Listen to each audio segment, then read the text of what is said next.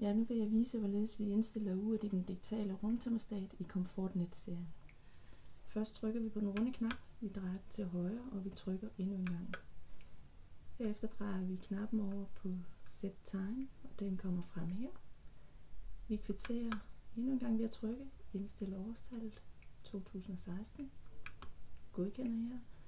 Vi sætter måneden, det er 8. måned, trykker, datoen den 24.